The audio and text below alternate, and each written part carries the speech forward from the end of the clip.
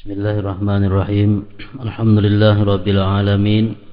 Wassalatu wassalamu ala asyrafil anbiya'i wal mursalin Sayyidina Muhammad wa ala alihi wa sahbihi ajma'in. Qala al-musannif al-imam al-habib al-allamah Ahmad bin Zain bin Arabi al-Habsyi rahimahullah wa nafa'ana bi'ulumih.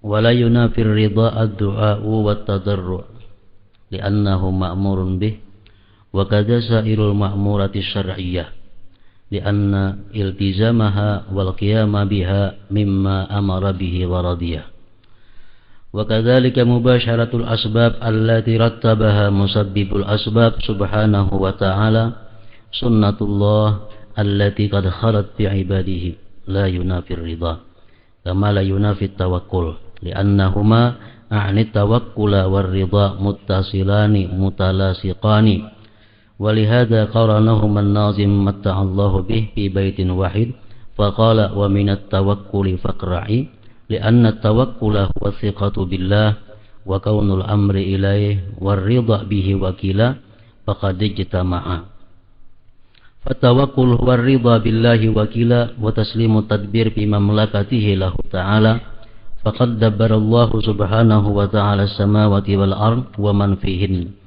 وأنت من جملة ذلك فكيف لا يدبر فقد أحسن كل شيء خلقه ما لكم من دونه من ولي ولا شفيع وكفى بالله وكيلا ما من دابة إلا هو آخذ بناصيتها إن ربي على صراط مستقيم وإن يمسسك الله بضر فلا كاشف له إلا هو وإن يردك بخير فلا رد لفضله يصيب به من يشاء من عباده إلى آخره. Makna daripada kalam Al-Allamah Al-Habib Ahmad bin Zain rahimahullah wa nafa'ana bi'ulumih.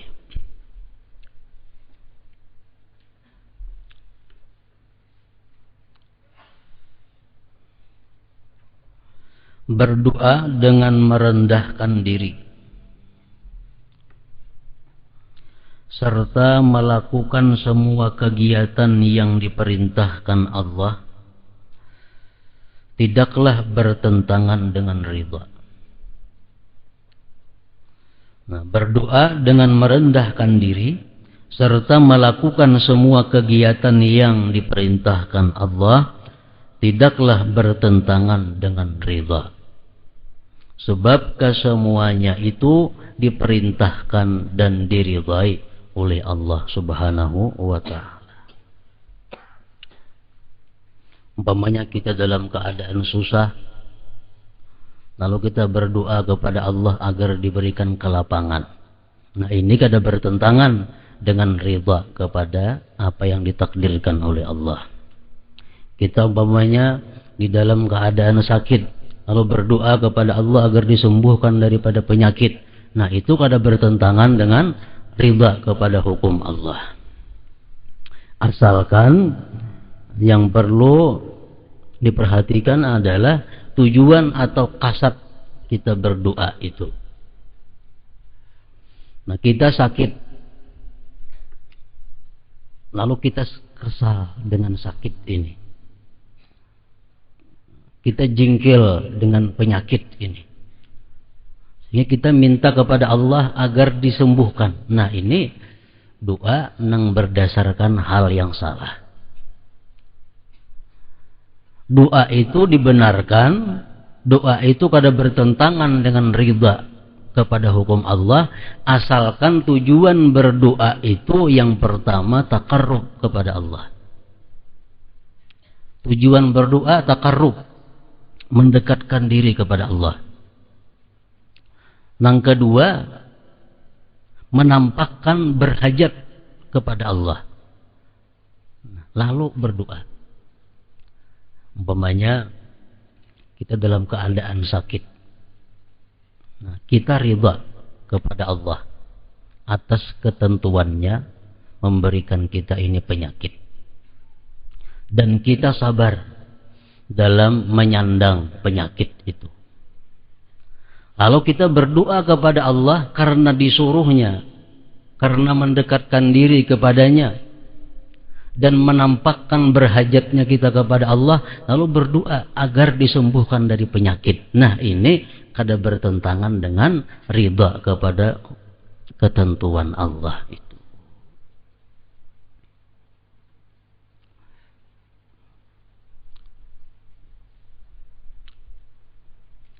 Jadi tujuan atau motivasi dorongan kita berdoa dalam keadaan sempit kita, dalam keadaan duka cita. Nah, kita ridha kepada Allah, ditentukan demikian. Namun Allah menyuruh kita berdoa. Lalu kita berdoa. Berdoa itu bukan karena jingkil menghadapi keadaan yang ada, bukan. Tapi karena berdoa karena diperintah Allah. Lalu berdoa kita. Nah, ini kada jadi masalah. Ada bertentangan. Ada berapa pendapat ulama di dalam kitab Al-Adhkar An-Nawawiyah disebutkan di situ mengenai mana baiknya kita berdoa dengan tidak berdoa. Umpamanya kita penyakit ada. Mana baiknya kita riba dengan penyakit ini dan kita sabar menahan penyakit itu, kada usah berdoa kepada Allah. Allah sudah tahu. Nah, menurut setengah ulama ini lebih baik. Menurut pendapat yang kedua, nah kita berdoa kepada Allah itu lebih baik. Karena berdoa itu ibadah. Ad-doa mukhul ibadah. Doa itu adalah intinya ibadah. Jadi kita berdoa bukan karena jingkil dengan keadaan penyakit ini, tapi kita berdoa semata-mata karena itu perintah Allah. Perkara dikabulkan atau kada jadi soal. Yang penting dengan doa itu kita sudah melakukan satu ibadah. Nah, ini menurut pendapat ulama yang kedua. Jadi doa agar dipindahkan kita dari keadaan sempit kepada keadaan yang lebih baik. Doa agar kita disembuhkan dari berbagai macam penyakit, itu kada bertentangan dengan ridha kepada hukum Allah. Asalkan tadi sebabnya, dorongannya untuk ibadah doa itu bukan atas jingkil. Dan perlu kita ketahui juga bahwa doa nang kita ucapkan itu, doa nang kita sampaikan kepada Allah itu hendaknya doa nang sudah diajarkan oleh Rasulullah kepada umatnya. Jangan kita maulah doa seorang atau memakai doa-doa nang kita kada tahu maknanya. Kecuali misalnya doa-doa dari orang-orang nang kada kita kenal dan kita kada tahu maknanya. Nah, itu jangan kita pakai. Nang kita pakainya doa daripada Rasulullah atau doa daripada para sahabat, para keluarga Nabi, para aulia-aulia.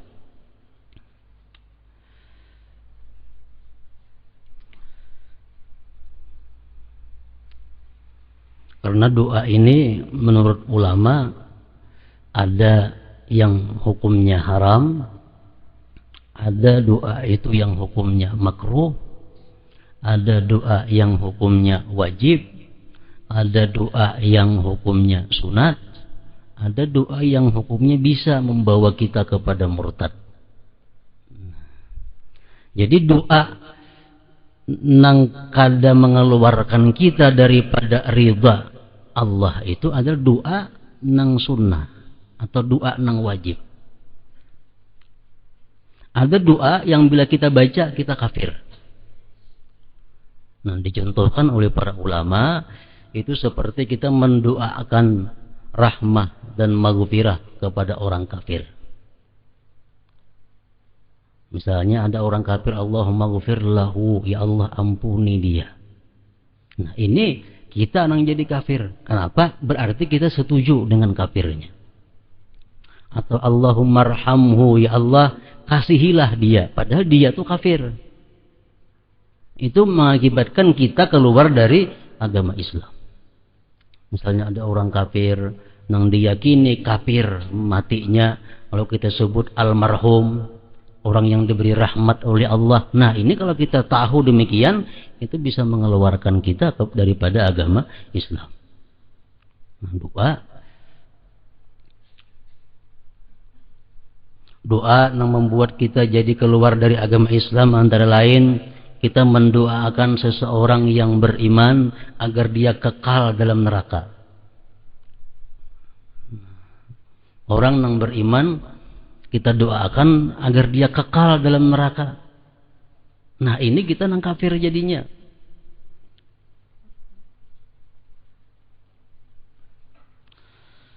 Menurut sebagian ulama lagi, ada doa yang menyebabkan kita kafir adalah doa minta melihat Allah di dalam dunia. Allahumma arini wajhak fid dunya. Ya Allah, perlihatkan zat engkau kepadaku dalam dunia. Nah, ini menurut sebagian ulama mengatakan kafir. Jadi kalau semua doa baik, mesti kita tahu tujuan doa ini apa, makna doa ini apa. Makanya doa-doa yang daripada Rasulullah itu kada betah luput. Doa-doa daripada para sahabat, jangan doa maulah seorang, itu membahayakan kita. Ada doa lagi nang haram. Artinya bukan dapat pahala tapi haram. Contohnya Allahumma ghufir lil muslimin jami'a dzunubihim. Ya Allah, ampunilah bagi orang-orang muslim seluruh dosa-dosa mereka. Nah, kita mengucapkan doa seperti itu hukumnya adalah haram. Kalau kita berdoa, ya Allah ampuni orang muslim dan muslimat, itu udah jadi masalah. Nang diharamkan itu Allahumma ghufir lil muslimin jami'a dzunubihim. Ya Allah, ampuni bagi orang Islam seluruh dosa-dosa mereka. Kenapa kita diharamkan demikian berdoa seperti itu? Karena kita berdoa demikian, kita mengusungkan neraka. Neraka Allah Ta'ala maulah kosong ada berisi. Ya Allah, ampunilah orang muslim itu seluruh dosa-dosa mereka. Kada ada lagi yang masuk neraka. Sedangkan ada di antara umat Nabi yang masuk neraka, ada umat Nabi yang masuk surga. Itu sudah dijelaskan oleh Nabi kita. Jadi kalau kita berdoa demikian, berarti kita membatalkan apa yang disampaikan oleh Nabi kita. Nah, jadi kita berdoa, Allahumma ghafir lil muslimin wal muslimat, ampunilah orang muslim dan muslimat. Nah, itu cukup sudah. Tidak usah dibuat seluruh dosa-dosa mereka. Nah, itu haram. Atau doa yang haram ini berdoa ta'liq. Misalnya Allahumma ghfirli in syi'ta. Ya Allah, ampunilah aku jika engkau mau. Ya Allah, berilah aku iman yang kuat jika engkau mau. Nah, berbuat ta'liq jika engkau mau itu. Nah, ini menurut ulama pun hukumnya adalah doa demikian haram. Doa yang diharamkan, kita mendoakan sesuatu kecelakaan atas orang yang bukan zalim. Kita mendoakan orang nang kada zalim, doa nang kada baik. Orang nang kada zalim, kita doakan jahat. Nah, itu haram. Doa supaya diberi panjang umur untuk orang-orang yang fasik. Orang itu sudah dikenal kefasikannya, dikenal kejahatannya. Kita doakan yang mudahan panjang umur. Nah, ini hukumnya adalah haram.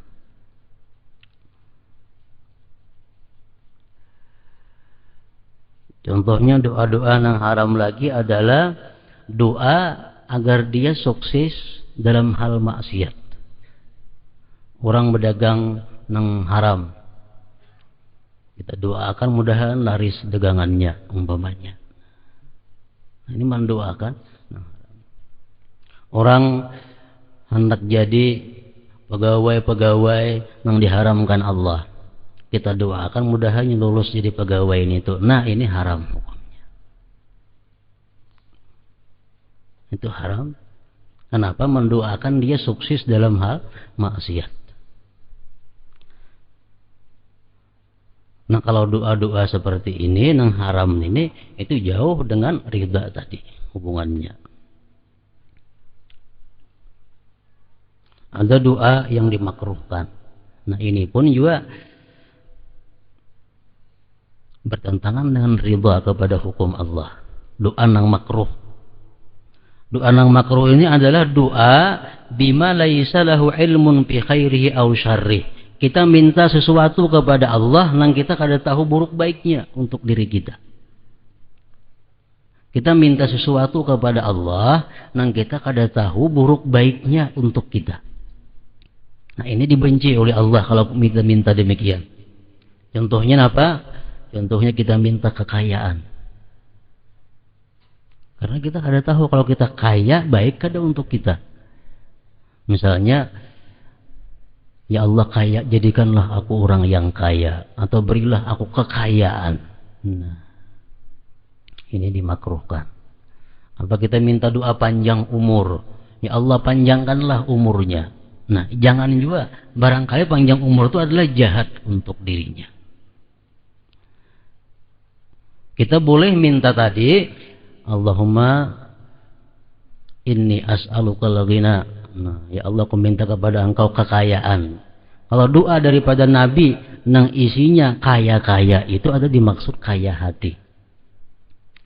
Nabi mengajari kita doa Allahumma inni as'alukal huda wa tuqa wal afaf wal ghina, dan kaya. Maksud kaya di situ adalah kaya hati. Kalau kita minta kepada Allah kaya harta, itu mesti kita kaitkan dengan yu'inuni ala ibadatika wa ta'atik. Ya Allah, aku minta kepada engkau kekayaan yang menolong aku untuk taat dan bakti kepada engkau. Nah, itu ada Bapak. Minta panjang umur, tapi kita buat fi ta'atillah wa rasulih, dalam taat kepada Allah dan Rasul. Bagus nih itu. Kalau minta panjang umur aja, nah itu dimakruhkan. Karena kita kada tahu buruk baiknya umur panjang itu kepada kita. Doa yang wajib itu doa seperti dalam sembahyang, ihdinas siratal mustaqim. Kan kita sembahyang, ihdinas siratal mustaqim, berikanlah kami petunjuk kepada jalan yang lurus. Nah, itu wajib kita baca. Doa yang sunat, nah itu banyak. Kayak doa dalam duduk antara dua sujud, atau kan Rabbighfirli warhamni. Nah, Allahumma khtim li bi husnil khatimah. Ya Allah berikanlah aku husnul khatimah. Allahumma rzuqni ilman nafi'a, ilmu yang bermanfaat. Nah, ini doa nang mustahabbah nang disunatkan. Kita umpamanya kada penangkapan, kada pemahaman, kumpul sekali dijelaskan tuh kada ngerti. Orang sudah pahaman samuan, seorang masih belum mengerti. Berarti ini akalnya kumpul.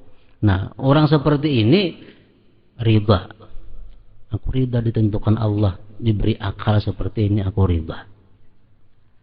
Tapi aku berdoa kepada Allah karena diperintahkan Allahumma rzuqni aqlan saqiba umpamanya. Ya Allah berilah aku akal yang tajam supaya dapat menangkap ilmu-ilmu ini. Nah, itu bukan bertentangan dengan ridha kepada hukum Allah kada. Asalkan tujuannya tadi apa? Berdoa itu adalah ibadah, taqarrub kepada Allah dan menampakkan berhajatnya kepada Allah.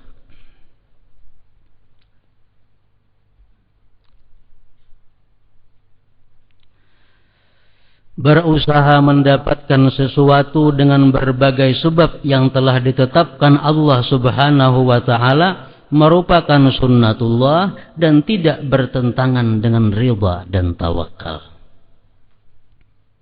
Berusaha mendapatkan sesuatu dengan berbagai sebab yang telah ditetapkan Allah Subhanahu wa ta'ala merupakan sunnatullah dan tidak bertentangan dengan ridha dan tawakal. Allah sudah menentukan sebab-sebab. Kalau kita lapar, hendak kenyang sebabnya makan.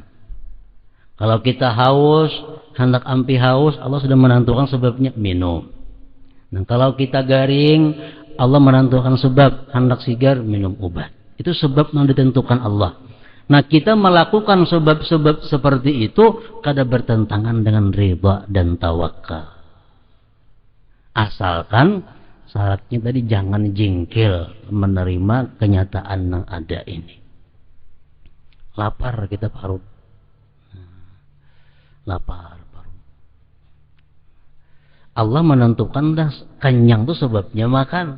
Nah, kita makan bukan berarti kada riba dengan ketentuan Allah. Lapar itu kada. Kita ini menjalankan sunnatullah, sunnahnya Allah Subhanahu wa ta'ala.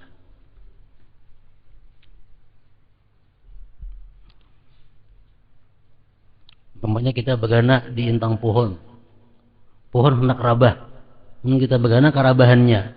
Nah, kita berjauh dari pohon itu bukan berarti kada ridha dengan takdir Allah, kada. Ini termasuk kita menjalankan sunnatullah juga ngarannya. Didatangi oleh binatang buas, umpamanya kita berjauh, bukan kita kada ridha, kada. Ini kita melaksanakan sunnatullah, itu usaha kita. Nah, berusaha mendapatkan sesuatu dengan berbagai sebab yang telah ditetapkan Allah Subhanahu wa ta'ala merupakan sunnatullah dan tidak bertentangan dengan ridha dan tawakal. Ridha dan tawakal adalah dua hal yang saling berhubungan dan tidak dapat dipisahkan. Orang tawakal pastinya ridha. Orang yang ridha pasti bertawakal. Karena itulah di dalam bait syair sebelumnya Sayyid Abdullah bin Alawi Al-Haddad radhiyallahu anhu menyebutkan keduanya secara bersamaan. Tawakal adalah percaya kepada Allah. Jika seseorang telah mempercayakan urusannya kepada Allah dan ridha Allah sebagai pelindungnya, maka dia telah bertawakal dan ridha kepada Allah.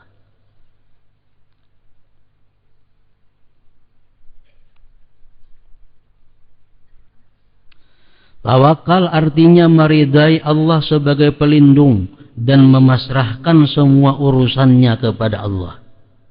Allah Subhanahu wa ta'ala telah mengatur bumi, langit dan segala sesuatu yang berada di dalamnya.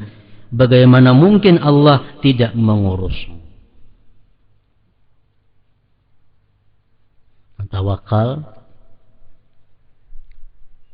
berserah kepada Allah, itu hukumnya adalah wajib. Hukumnya wajib. Al-Quran beberapa kali menyebutkan fatawakkalu, bertawakallah kamu.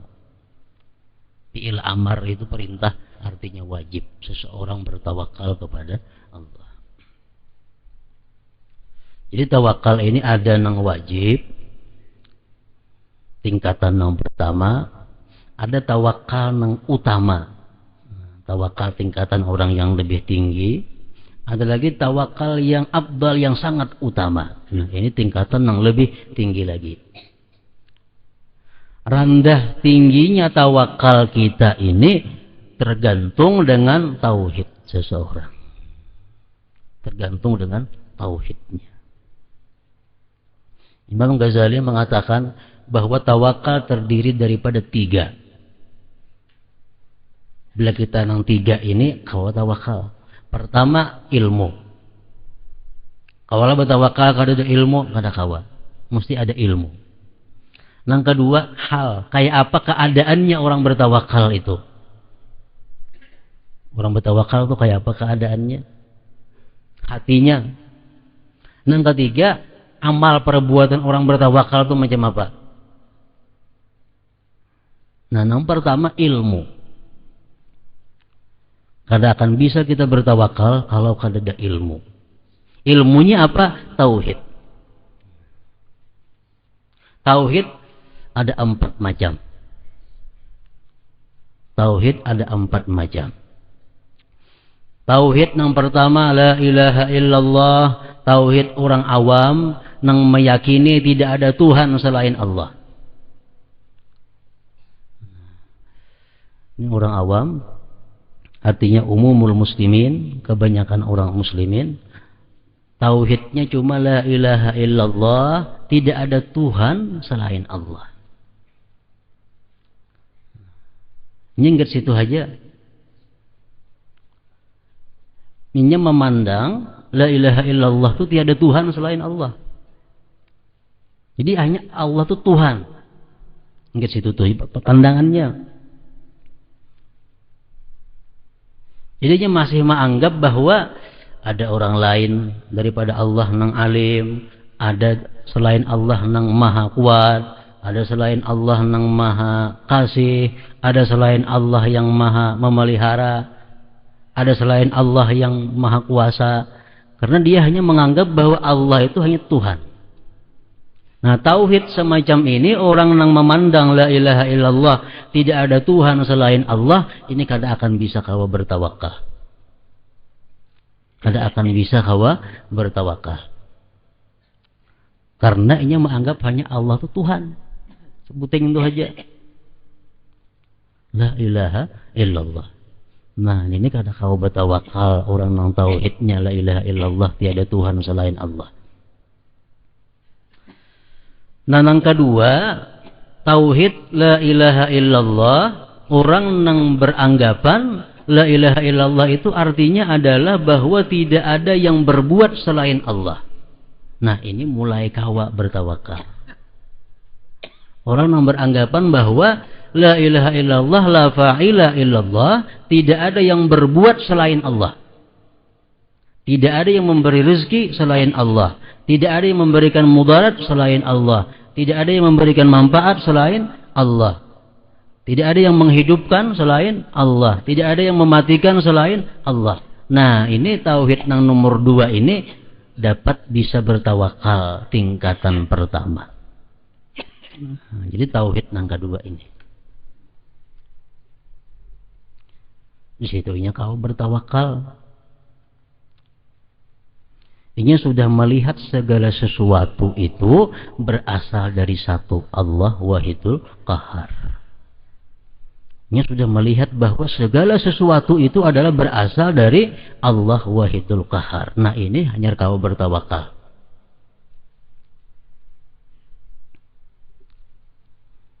Ilmunya di situ. Jadi dimantapkan tauhid kita. Jangan lagi memandang la ilaha illallah itu tiada Tuhan selain Allah. Jangan lagi itu dalam hati yang untung ayuha tiada Tuhan selain Allah. Tapi kalau di hati sudah lebih daripada itu. Tidak ada yang berbuat selain daripada Allah. Tidak ada yang memberikan rezeki selain Allah. Tidak ada yang menghidupkan, mematikan selain Allah. Ini sudah masak di situ. Ilmu tawakal.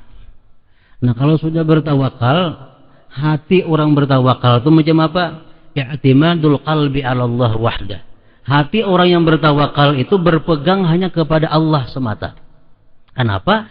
Karena dia punya ilmu, nang fa'il itu hanya Allah.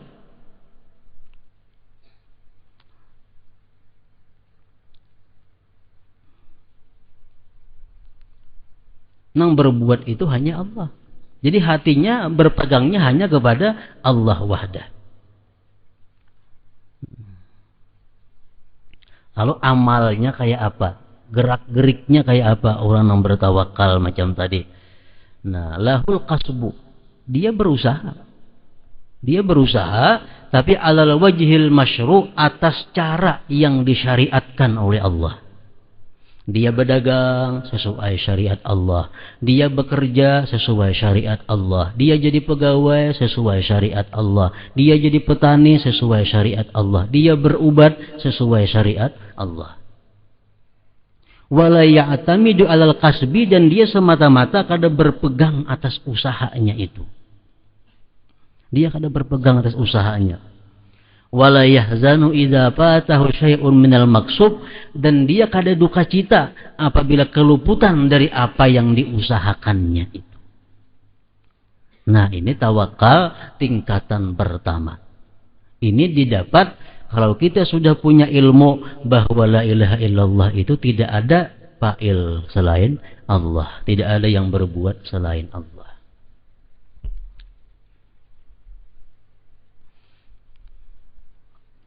Jadi amun kita masih la ilaha illallah, tiada Tuhan selain Allah, ini itu aja sebuting kebisaan kita. Nah, ini kada ada tawakal kita boleh. Ini masih beranggapan bila kada ke pasar kada berduit. Bila kada berhumah kada boleh baras. Kenapa? Karena tidak ada Tuhan selain Allah, nggak situ aja.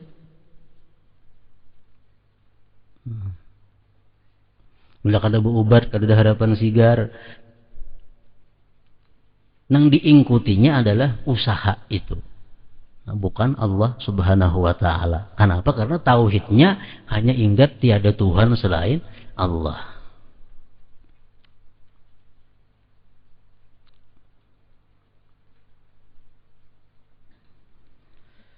Jadi tauhid nang nomor 2 dapat tingkatan tawakal nang nomor 1. Tauhid nang nomor 3 dapat tingkatan tawakal nomor 2. Tauhid nang paling tinggi nomor 4 dapat tingkatan tawakal nang paling tinggi nomor 3. Nah, tawakal nang nomor 2 ini adalah tawakal nang fardu ain bagi setiap orang beriman. Fardu ain ini tawakal tingkatan kedua itu kada wajib utama. Tawakal tingkatan ketiga makinnya kada wajib, itu lebih utama tingkatan orang-orang yang tinggi. Nah, tingkatan tawakal yang wajib dimiliki oleh setiap orang beriman, tingkatan yang pertama ini. Hatinya berpegang kepada Allah semata. Dia boleh berusaha, tapi sesuai jalan yang dibenarkan Allah. Dan dia kada berpegang dengan usahanya. Dan lagi dia kada pernah duka cita apabila gagal dalam usahanya. Maksudnya itu contohnya kalau kita hendak meninggalkan rumah umpamanya. Kita bertawakal kepada Allah, bukan berarti rumah dibuka akan lawangnya, kada. Ditutup, dikunci. Ini usaha. Tapi kita kada berpegang bahwa kunci ini yang memelihara rumah. Yang memelihara adalah Allah. Nah, ini kunci adalah usaha atau sebab. Nah, kita tinggalkan rumah kita. Apapun karena kita dapati dalam rumah itu, tetap hati kita kepada Allah. Buka rumah selamat, alhamdulillah. Datang ke rumah berhilangan, kunci kita bongkar, innalillah wa inna ilaihi raji'un. Nah, ini pengertian orang yang bertawakal kepada Allah.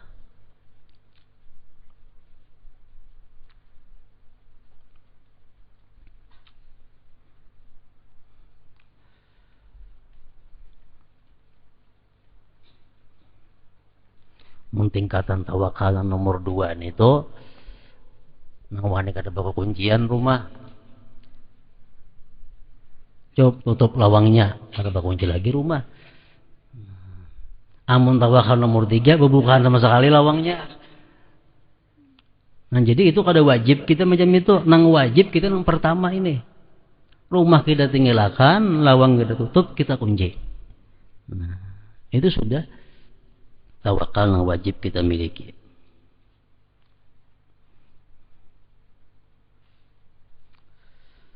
Makanya orang tawakal pasti orang yang ridha. Orang yang ridha pasti tawakal. Kalau kita bertawakal kepada Allah, apapun hasilnya pasti ridha. Ada kalau dipisahkan antara ridha dan tawakal. Karena keluar rumah, selalu kita membaca apa? Bismillah. Tawakkaltu 'alallah wala haula wala quwata illa billah. Bismillah, dengan nama Allah. Tawakkaltu 'alallah. Aku bertawakal atas Allah. Tidak ada daya dan upaya melainkan dengan Allah. Itu sunat kita baca hendak meninggalkan rumah.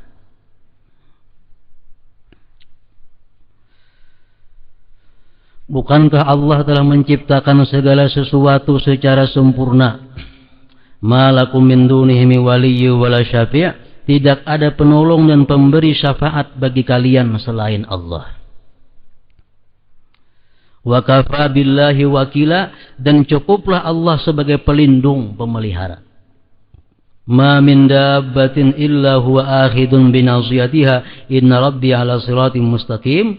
Tidak ada satu binatang melata pun melainkan Allah yang memegang ubun-ubunnya. Sesungguhnya Tuhanku di atas jalan yang lurus.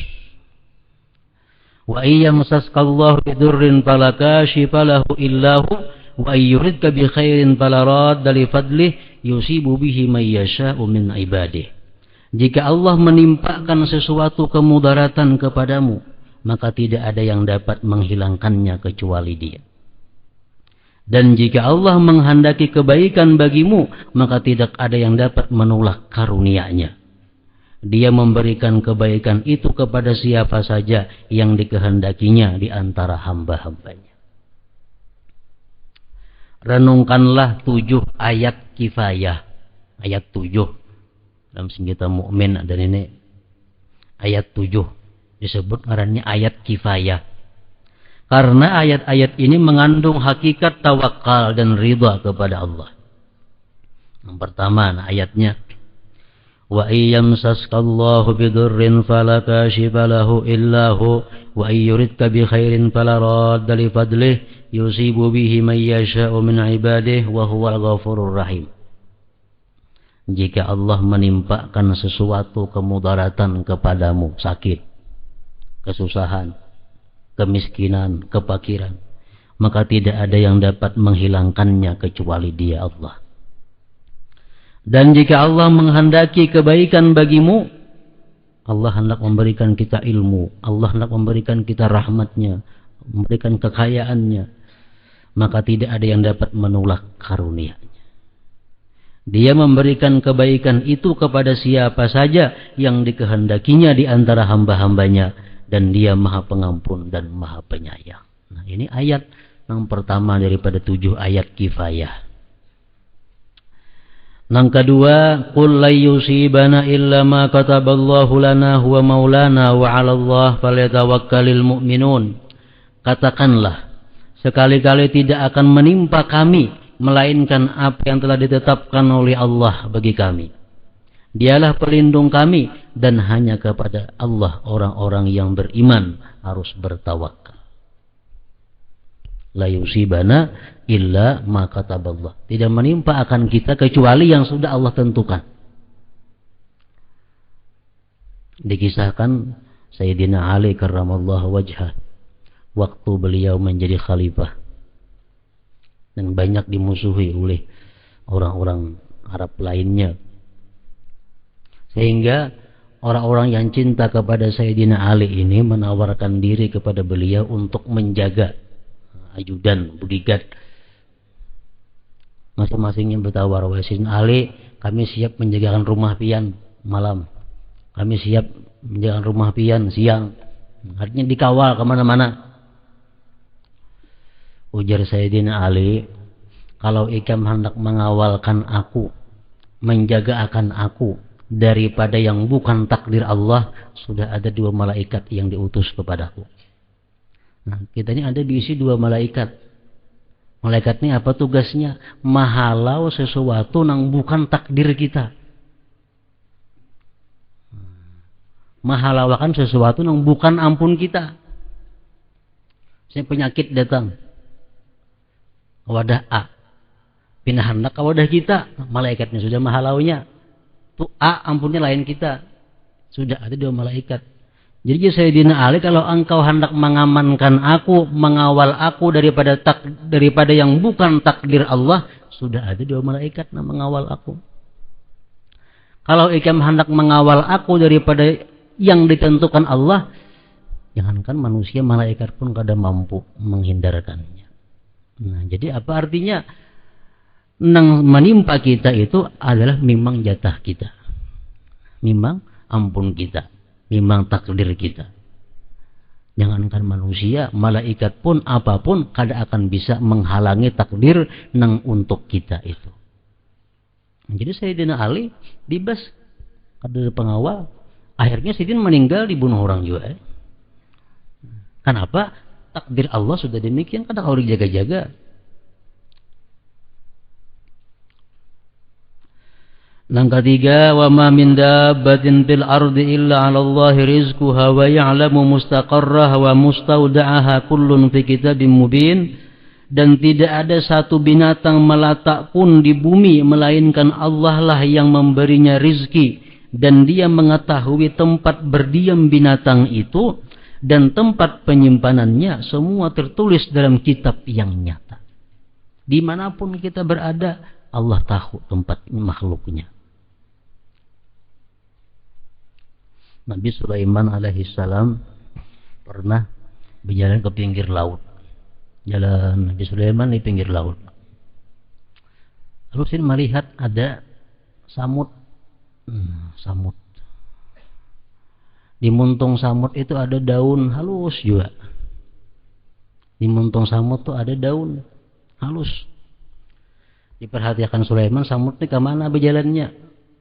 Diiringi Sulaiman samut tadi. Oh, sekalinya ke pinggir laut. Di situ ada mahadang sudah kuduk.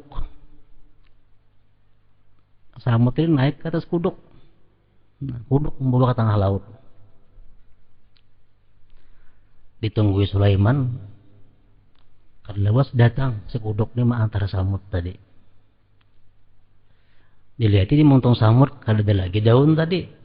Nah, Nabi Sulaiman ini bisa mandiri samut, bisa mandiri kuduk macam-macam. Jadi Nabi Sulaiman, wahai kuduk, ikam tadi ke mana? Ujar si samut. Nah, di tengah laut tuh ada batu ganal. Di situ ada seekor samut kawanku. Nang kada kau mencari makanan. Jadi aku diperintahkan Tuhan 5 kali sehari matahari ini tuh. Nah, bulik-bulik. 5 kali sehari matahari ini tuh. Ya artinya apa? Jangankan manusia yang ada di tengah benua ini, samut yang ada di tengah lautan pun kada luput dari perhatian Allah Subhanahu wa Ta'ala. Ini menguatkan tawakal kita, menguatkan kepercayaan kita, kepasrahan kita kepada ilmunya Allah Subhanahu wa Ta'ala.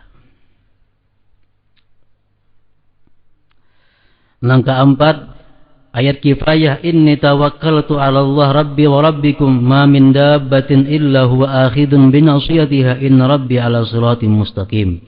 Sesungguhnya aku bertawakal kepada Allah, Tuhanku dan Tuhan kalian.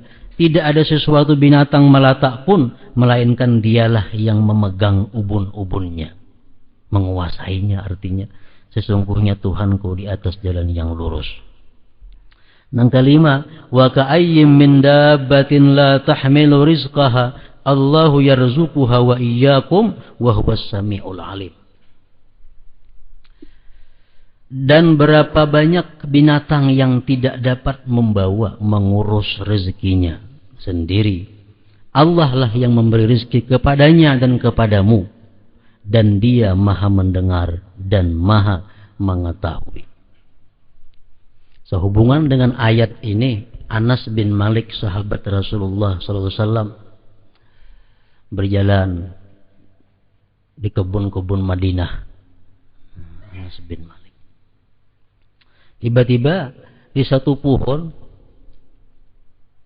ada seekor burung berbunyi, berkicau.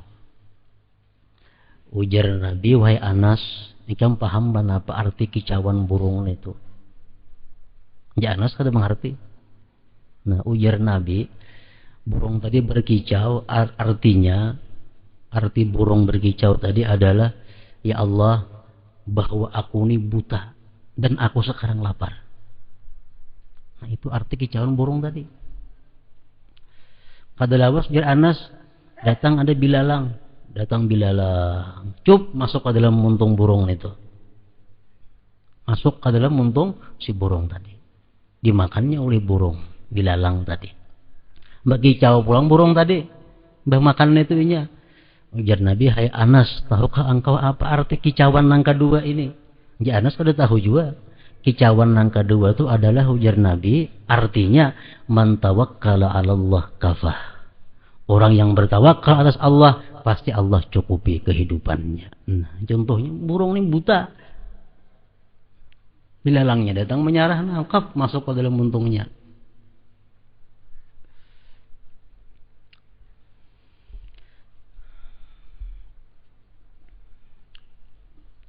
Bukan hanya binatang, Allah lah yang memberikan rezeki kepadanya binatang dan kepadamu manusia. Dan dia maha mendengar dan maha mengetahui. Malik bin Dinar, salah seorang aulia Allah. Nah, beliau hendak naik haji berjalan. Sampai di perjalanan, Malik bin Dinar ini melihat ada seekor burung membawa roti. Menanggung roti. Burung menanggung roti. Diitihi kemana burung tarusnya. Masuk ke dalam hutan. Diiringi oleh si Anas bin Malik ini. Oleh Malik bin Dinar. Diiringi. Sekalinya si burung ini sampai di suatu pohon. Bebulik pulang burungnya. Dicari di pohon, sekalinya ada manusia terpasung. Burung itu memberi makan manusia tadi. Ditakuni oleh Malik bin Dinar, kenapa keadaan engkau wahai manusia? Ujarnya, aku dirampas oleh orang dan dipasung orang di tempat ini. Sudah 5 hari kada kau makan. Nah, burung kau matahari hari-hari lawan roti di mana boleh? Wallahu alam itu. Nah, cuma artinya Allah mengetahui hambanya. Kita kada akan mati sebelum rezeki kita itu habis. Kecuali sudah habis rezeki, walaupun di tengah kota kita kada kau makan lagi. Walaupun kita belum rumah, bagaimana makanan banyak, rezeki habis, makani meluak. Untuk orang garing rajin tuh. Dengan mie meluak, makani ayam meluak, daging meluak, bubur meluak, rezekinya habis. Nah, mau mati. Selama rezekinya masih ada, dimanapun kita bagana, ada aja nama atari. Nangka 6,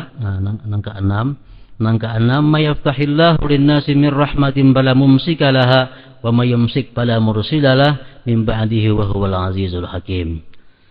Apa saja yang Allah anugerahkan kepada manusia berupa rahmah, maka tidak ada seorang pun yang bisa menahannya.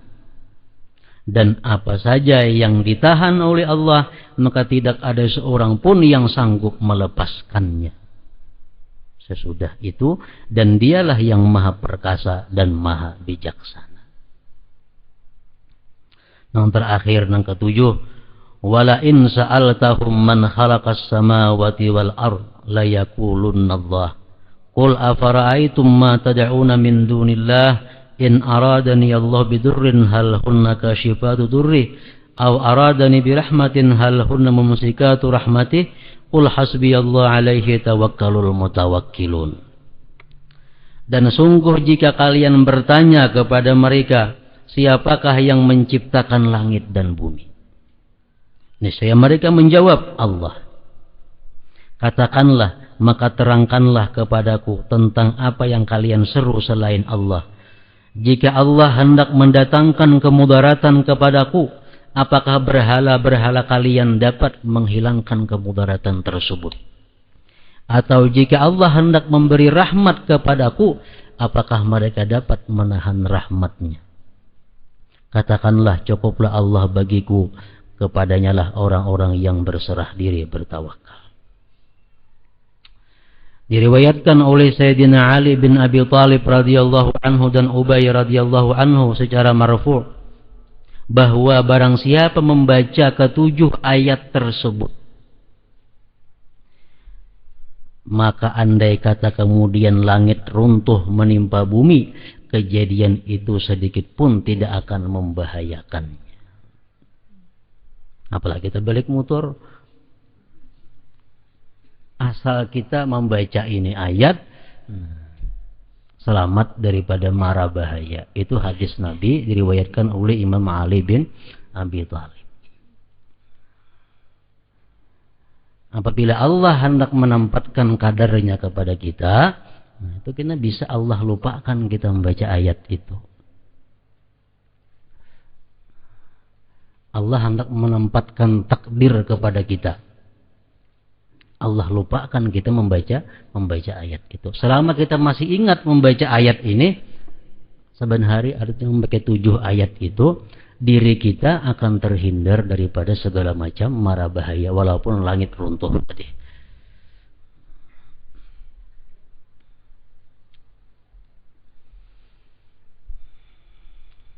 Kemudian tawakal merupakan salah satu kedudukan agama dan